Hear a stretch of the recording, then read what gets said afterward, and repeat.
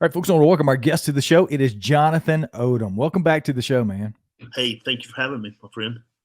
I am honored to have you, man. It's been a long time, and it's kind of weird having a friend on the show and actually interviewing somebody that I have a different type of relationship with. But that's a good thing. I welcome that, and I'm glad that you're here. Yeah. I know the last time you were here, most people have heard that episode. We talked mostly all about Bigfoot. We had mixed in a little green man here and there and some other weird stuff that happened out in the woods. But I know we're going to talk a little bit about some of the paranormal stuff. So let's talk about how that started in your life and how did that begin for you walking down the paranormal path? Well, growing up in a Pentecostal preacher's home, I had a different kind of childhood. It was kind of chaotic and traumatic in one sense, and in another sense, I would see with my father being a Pentecostal preacher, a PK. I would see a lot of the supernatural. A lot of the supernatural occurred in the church during church, and then a lot of times after church. My dad did kind of a deliverance ministry. He did a lot of demon possession stuff, a lot of demon stuff that happened in people's house. I look back now and I really realized it, and at the time it just didn't click. Uh, I guess I was always very connected to the paranormal growing up, and I know that's an odd statement to say. Uh, just I would spend a lot of time in the woods, and being the stuff that Dad would see, I knew that there was a spiritual realm, around. I knew that it was heaven and hell. I knew there was demons and devils and stuff like that, and that's kind of where the paranormal started for me. I saw a lot of stuff very at 3 and 4 that blew my mind, of course, at being at that age. But also, I look back now and realize it was kind of setting the stage for what I'm doing now. Does that answer it pretty much, or do you need to go deeper? We can certainly go deeper, but I want to talk a little bit about the Pentecostal church. I grew up in Pentecostal churches and holiness churches, and there was a Right. lot of rattlesnake passing around and other things that were speaking in tongues and pew jumping when I was a kid. Yeah. What kind of things were you seeing inside the church at the time when you were experiencing some of the things that you were seeing? We didn't do any of the snake handling and stuff. That was more Sand Mountain. But we I did see a lot of the you know Pentecostalism. They would no pants, they would fix their hair up. The women no cutting hair. I saw a lot of stuff with possession. I saw a lot of people that were delivered from alcohol spirits, just this kind of spirits, and a different kind, just different stuff. I saw a guy one time coming to church. He was, I guess he was a transient. He'd come through, and Dad, the service was going on, and this guy, he got real weird. Even to a kid, it was very weird recalling it. And he would just stood, and he just would walk up. He walked right up to the pulpit and just stood there, and everybody's worshiping. And Dad was always one of them ones that would not let it cause a scene. You probably heard that in Pentecostalism because some things, when it's dealt with like that, uh, they cause a scene. And my dad had some of the deacons escort him to the side, had the songs, "Amazing Grace," whatever they were singing. It was just going on, and Dad would start talking to him. And I remember watching this man. When Dad would talk to him, and when Dad would talk to him, his face would change. It would morph and it would pull out, and it looked almost like a wolf type of thing, like a werewolf type of thing. That's I remember this. I saw this when I was 5 because it was the year I started kindergarten, and I was watching, and this would happen. And I said I would see Dad talk to this guy, and the guy would talk back, and then Dad went to lay his hands on him, and the guy just went, poof, just jumped like 5 feet back, and I was like, whoa. And I remember in my memory that was so implanted because it was almost inhuman, and it wasn't human. He was demon possessed, and he just went boom back. And my dad motioned toward him to come back, and the guy actually came back. And Dad talked to him, and I asked Dad later what went on, and Dad asked the guy, said, "Do you want to be delivered?" And the guy said yes, and Dad was like, "Well, what is it?"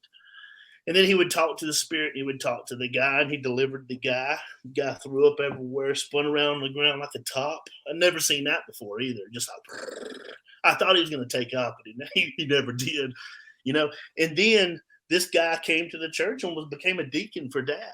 So that was kind of some of the stuff I saw at the church, but out of the church, I saw just as much more. Well, let's talk about some of those experiences outside the church. Is it something that was happening in your home, or was it outside in the woods, or was it in Oh other yeah, people's houses? yeah, yeah. I lived with a very evil woman that happened to be my mother. And what she would do, she would abuse me and my sister, and then she would get on a pulpit and be used in other ways. And it created a spiritual paradox in my head that I settled later. A lot of the houses that we lived in, Dad was a preacher that we moved around a lot until I got in my later years and we settled in one place. One of the houses that we lived in, there was one corner of the house in the living room that we would nothing you'd put a plant in there and a plant would die, and it was just odd. It's just one corner. You'd take the puppy. My mom always had poodles, and you'd put them in the corner, and they would lose their shit to come out that corner. And then the dog, you'd be sitting there, and the dog would be barking in the corner, just losing his crap. And so, an odd thing about that house is whenever me and my sister got punished, guess where we got put at? In that corner. And so at an early age, I had a lot of spiritual stuff happening in my mind, in my body, in my soul, and everything I didn't realize. And I saw a couple of angels when I was a kid, and I think the only reason I saw the angels because it was protecting me and my sister uh, from the abuse of my mother. So it was things like that. I would see things standing in the foot of my bed, and as a kid, it would totally freak me out.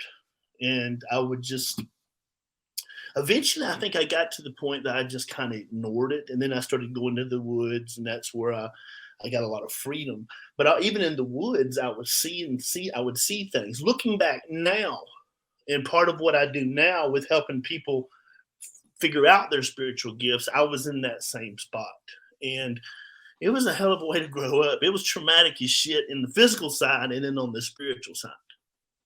Yeah, I can only imagine.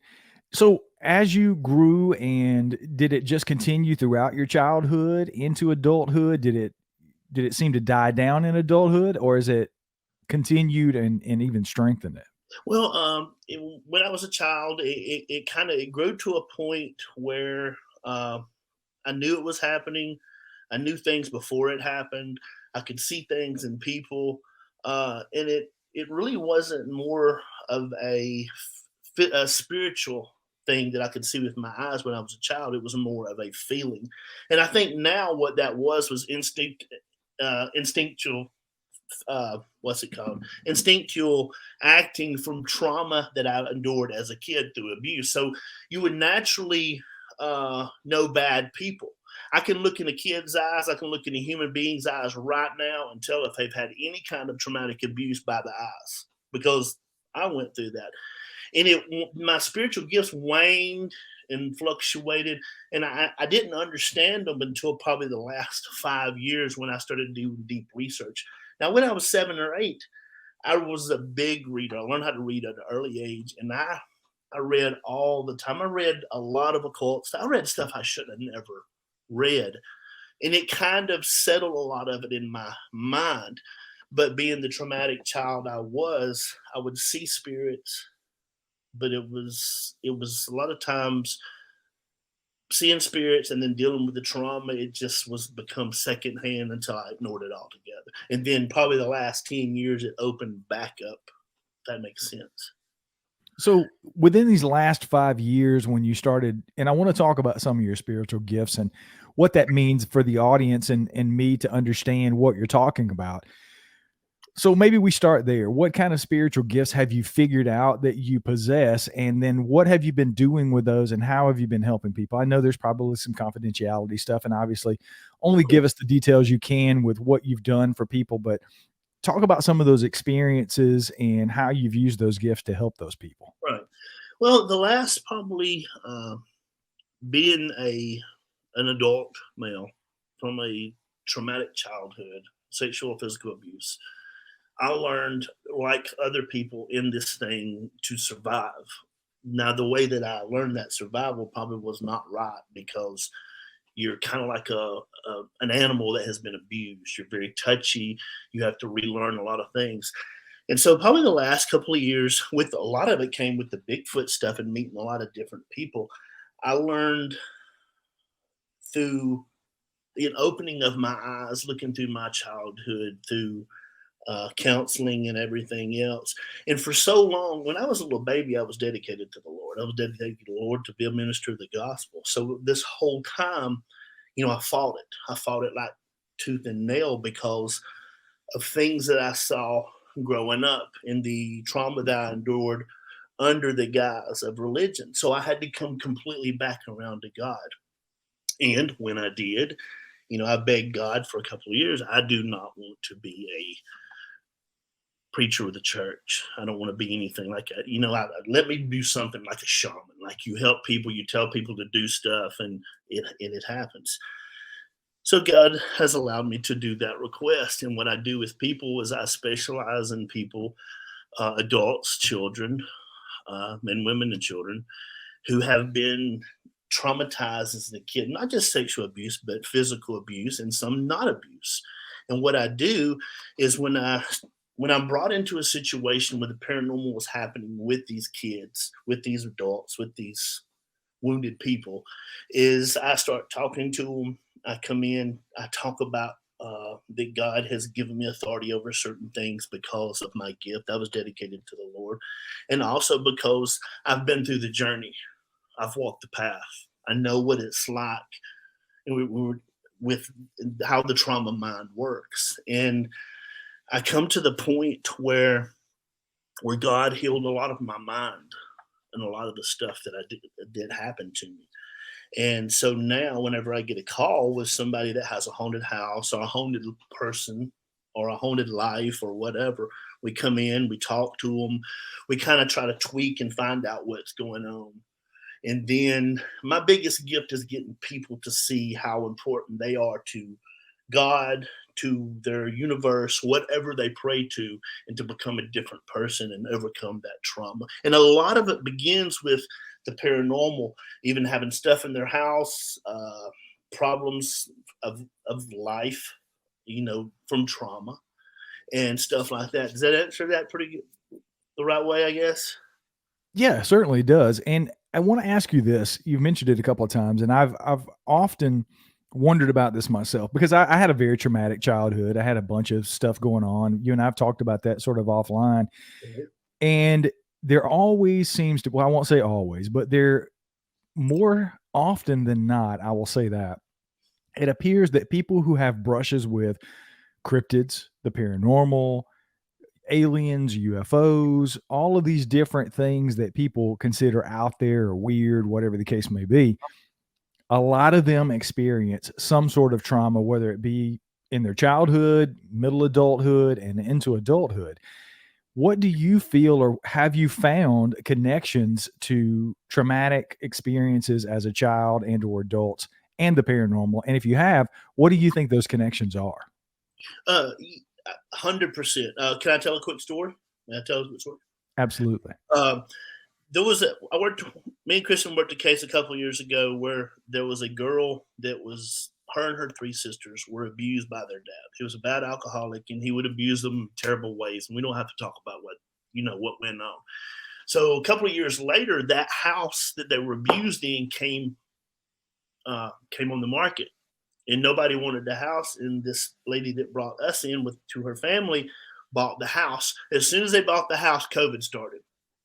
So they get in the house, everything's fine. All of a sudden, they're at home because they cannot work outside nowhere. And all of a sudden, the memories start triggering. Bam, bam, bam, bam. All of a sudden, you got a traumatic event.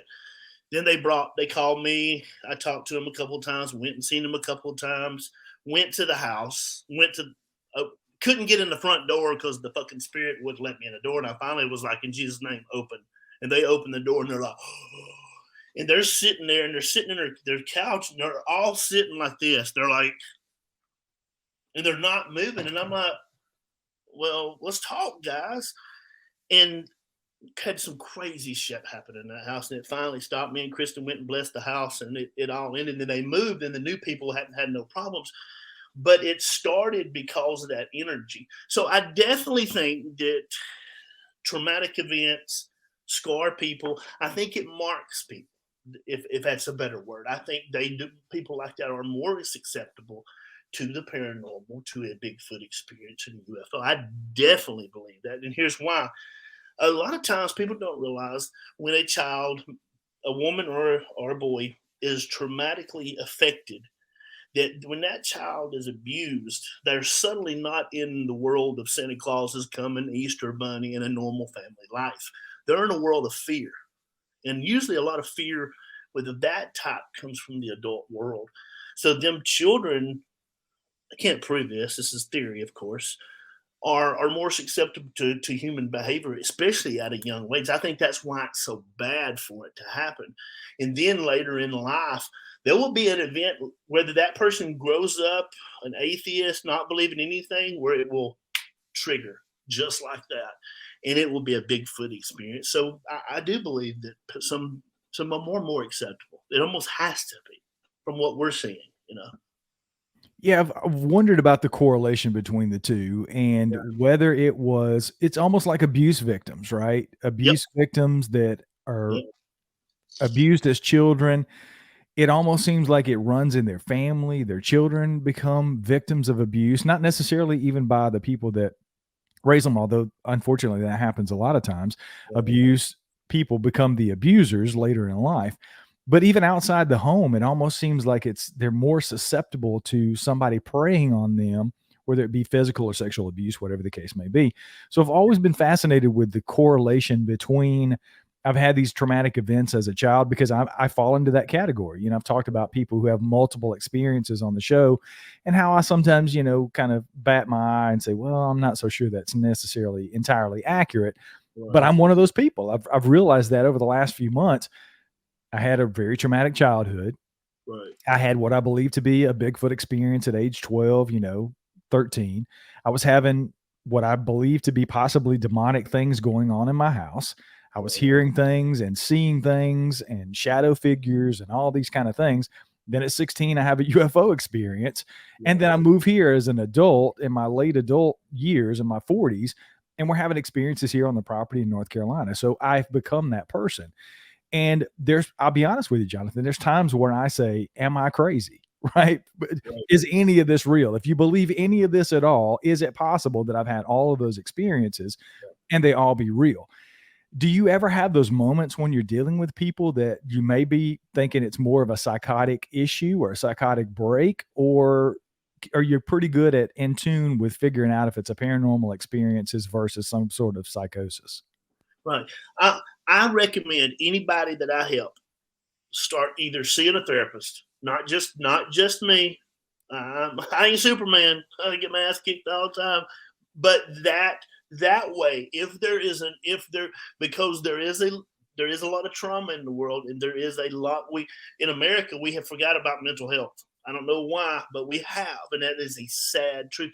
So anybody I tell once about, because once I get in the head, in the supernatural, and I start flicking, flick, flick, flick, then that the catalyst will start as soon as I'm brought in. And I think a lot of it, I know this, and I tell the people this. I said, because the supernatural is telling me this, do that.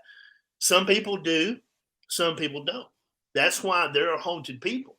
Like the situation with the lady in the house, the hauntings stopped at the house, but she still has shit happening because she's not dealing with the trauma through a psychologist, psychiatrist, or a counselor.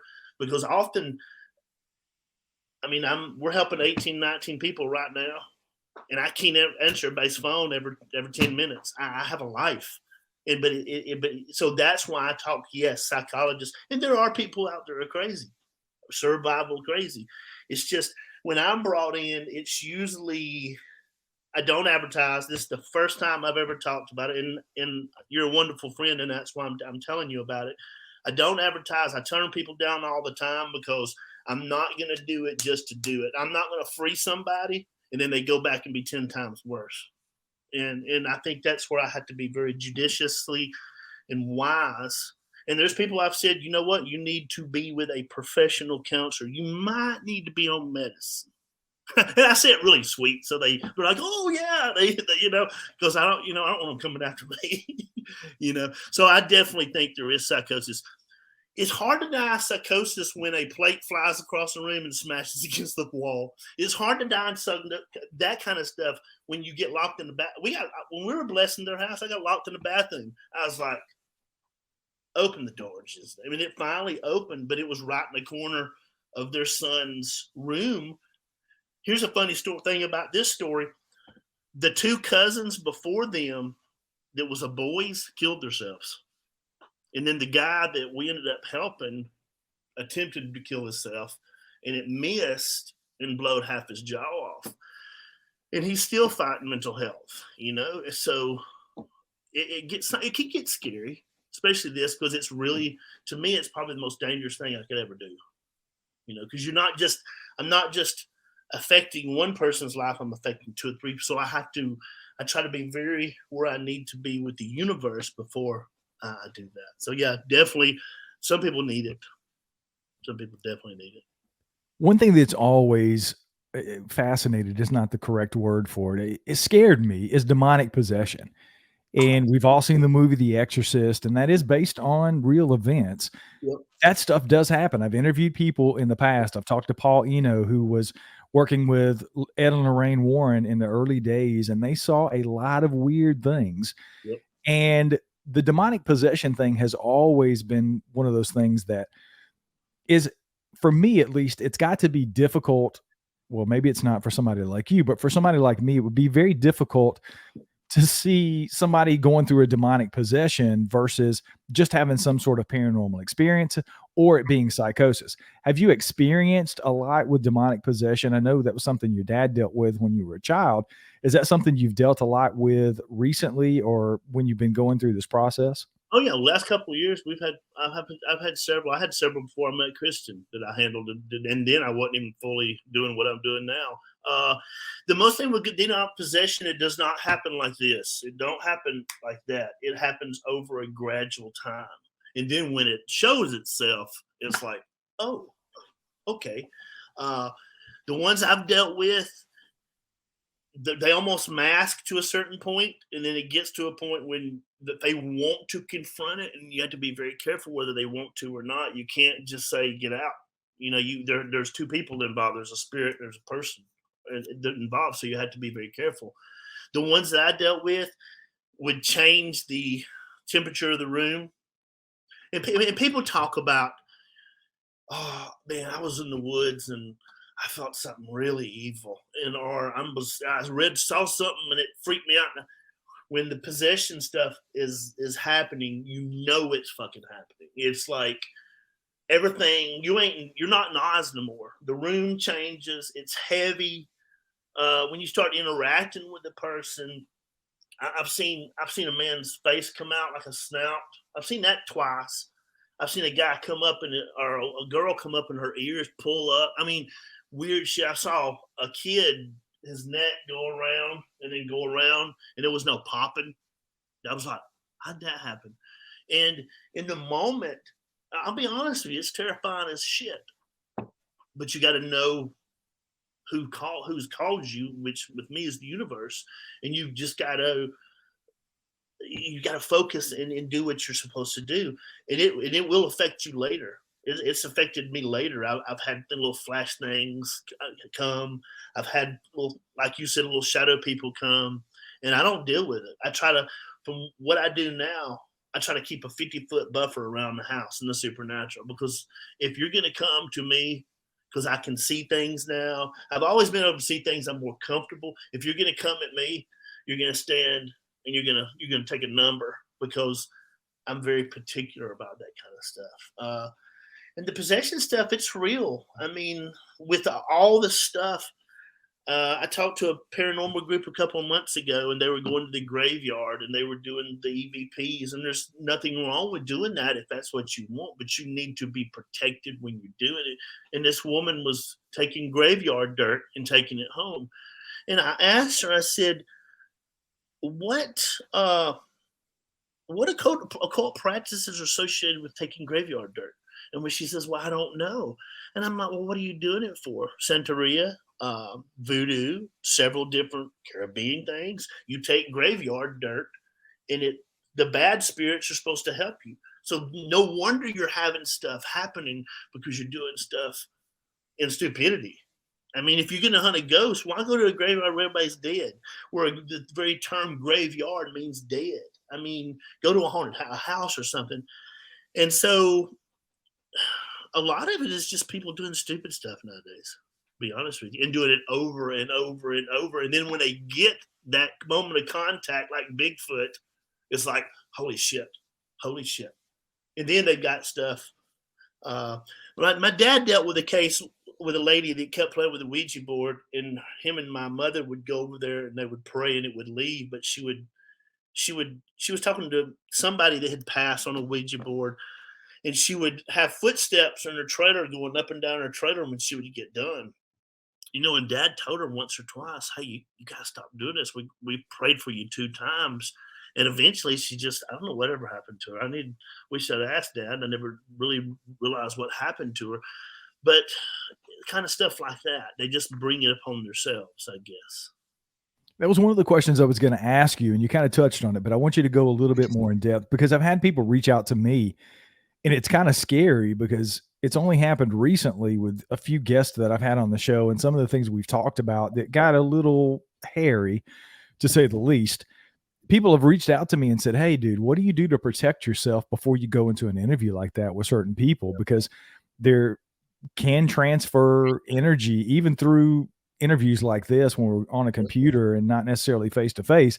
And I had to really think about that. And I said, I don't really do anything to protect myself other than just hope for the best. I'm kind of a spray and pray kind of guy, Yes. for the most part, but I don't do a lot of that. So when you and Kristen are going in and doing this thing that you're doing, what are you doing to protect yourself? Is it just simply prayer? Do you have something more substantial? Is it kind of a ritual that you do? Kind of tell us what you do to protect yourself. I pray a whole lot because, like you said, you can't hit these fuckers. You can't just pow kick them in the head. They can come at you in the middle of the night when your doors are locked. So I pray a whole lot. She prays a lot. One thing with God letting me work in the fields like this and doing what I do is I've had to completely come back to God in a roundabout way, not the Pentecostal way, because the God that I grew up with was the God of wrath.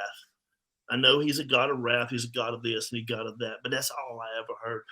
So when I met Kristen 10 years ago, she had a spirituality, but I had a religion and I had a spirituality, and that blew me away. And so now, 85% of people in the occult or in the New Age are Christians. So now, what I do now is God allows me. One of my favorite verses in the Bible talks about purge me with hyssop, wash me. And it's the Psalms.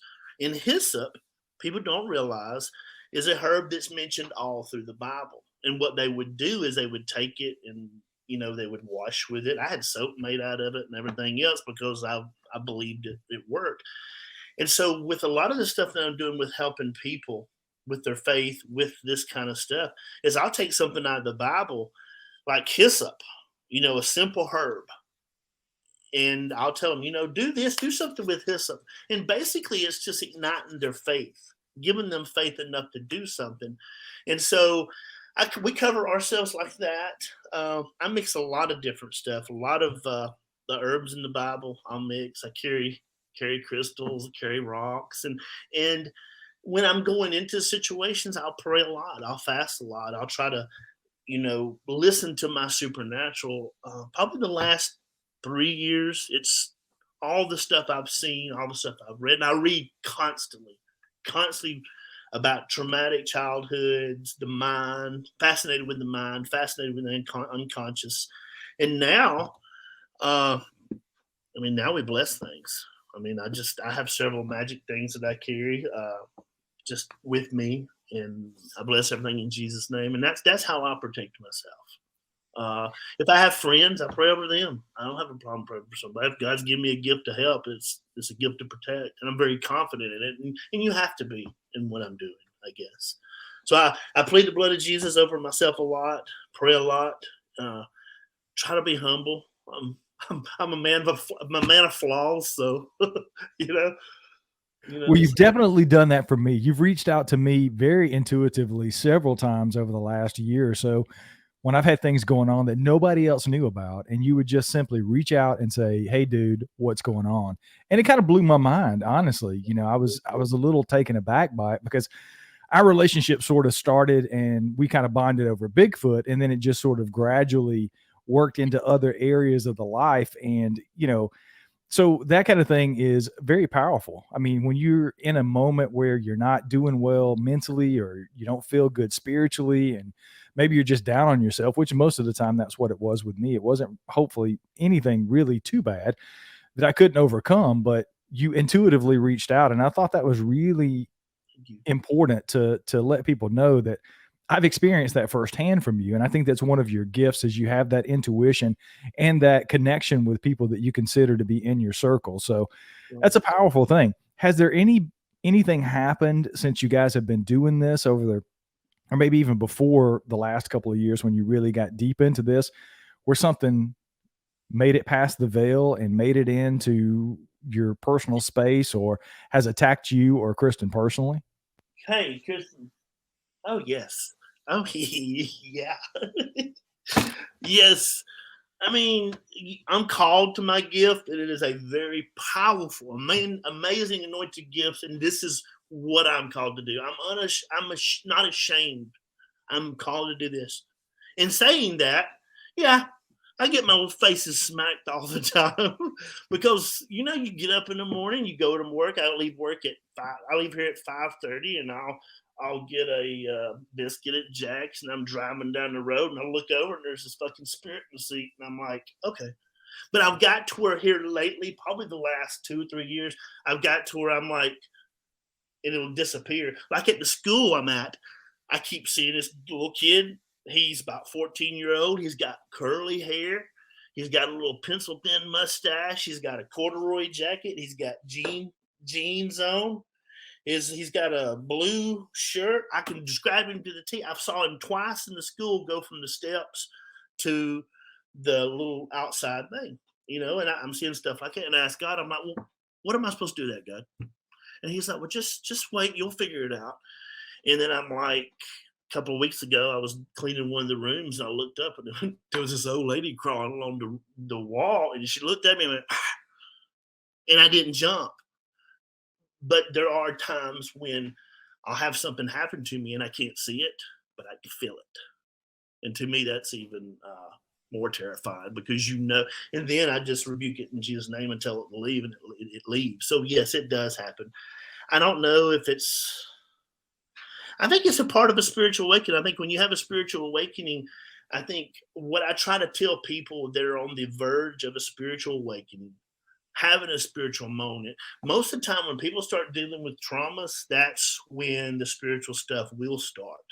And I tell people a lot of times, if you're seeing something, then there may be something that you're supposed to do with it, then maybe not, because that's my biggest thing. I see a lot of stuff, and I'll ask God, I said, what am I supposed to do with that? And He won't tell me. But I think it's just a part of the gift, to being able to sense in this not the third realm, but the other realms. So definitely, yeah, that's part of it. Because I love Christianity. Christianity's got to be reformed though, but Christianity is not all prosperity doctrine and blah blah blah. I have a hard, huge problem when I keep getting calls from people that have spiritual issues, spiritual parasites, demonic activity, and they go to their pastor, and their pastor cannot help them. I have a fucking problem with that because what are you doing if you're not helping people? But that's okay. It just leaves more for me to do. I'm excited about it. I can handle it. I know I can handle it. So yeah, things get through because I'm not Superman by no stretch.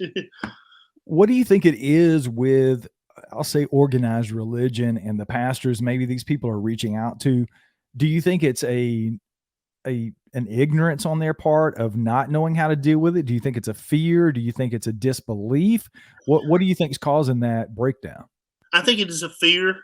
I think it is a touch of unbelief. A couple of weeks ago, when my dad was in the hospital, I met his pastor, and he started all of a sudden he'd heard what I'm doing. Oh, he told me about some pastor that had went off into spirituality and got lost and lost his soul. I think there's a healthy fear, which there should be a healthy fear. I think there is some ignorance, but I also think it's just I think Christianity is the message of Christianity is not losing its way. The application of the message of Christianity is losing its way. I think I don't know. That's a good question. I think it's just the degradation of this world. I think it's meant to fail. You know. Unfortunately, I think you're probably right. Let's shift gears a little bit and talk a little bit about Bigfoot. Okay. It's got to be there when we have a conversation, right? So Exactly. you and I met through Bigfoot, and have you continued to go out in the woods looking for these? Have you found anything recently, anything new that has excited you about the Bigfoot research? Yeah, I do go out in the woods. We still go out in the woods a lot. We're fixing to buy us a camper so we can just go to these places. I got a pretty good thermal couple of months ago that was pretty amazing. It's like the other thermals I've got. I just don't have the need to publish them because I'm doing it mostly for myself. But I'm still very active in the Bigfoot community, doing a lot of private stuff.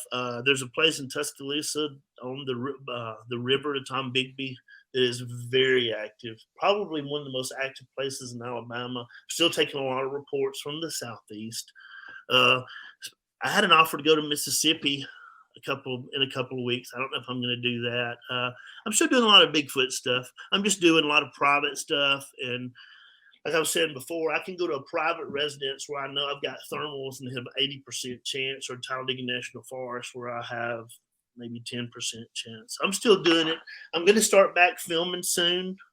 I've had a lot going on. Life has been busy and everything. So, but it's good. I'm still doing a Bigfoot. Yes, sir. I was talking to Connor Flynn just a couple of weeks ago, and he was excited to come down and do your camp out. Tell us a little bit about what that was about and how that went. We did the Alabama Paranormal Bigfoot camp out. We do it every year. This year we had about 120, 130 show up. We had probably about 60 or 70 camping. Had Friday night speakers, and then Saturday night I had Lauren and Lori from Midnight Bigfoot Radio show up. I've known them for years. It was very good. I got to meet Connor. I've been wanting to meet Connor. Got to meet Connor. It was very good. It's I don't publish it a lot. I don't talk about it a lot. It's just a core group of people that shows up.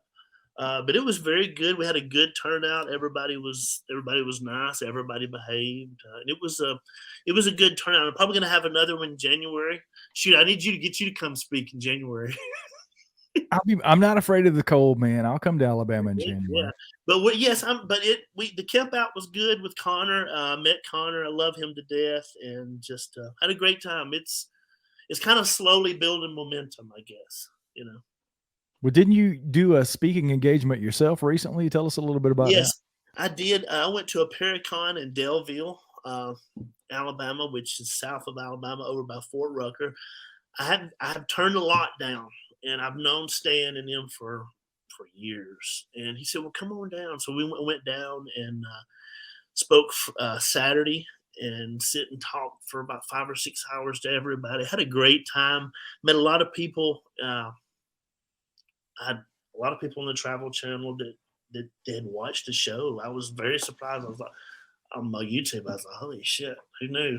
And it was good. It was good to just sit with the paranormal people and converse with them and talk about some of the same things. And so we made good contacts. It was fun. I never did it. I don't know if I'll do any more, but I just, I liked it. It was a fun opportunity. It was odd to see what I've built up with the Bigfoot stuff, and people come and just put names to faces, Yeah, that's my favorite thing about going to campouts like that, going to conferences and things. You get to meet the people that you talk to and put faces to names, and it's a really, really good time. So if anybody ever has the opportunity to go do something like that that comes near you, I highly suggest it.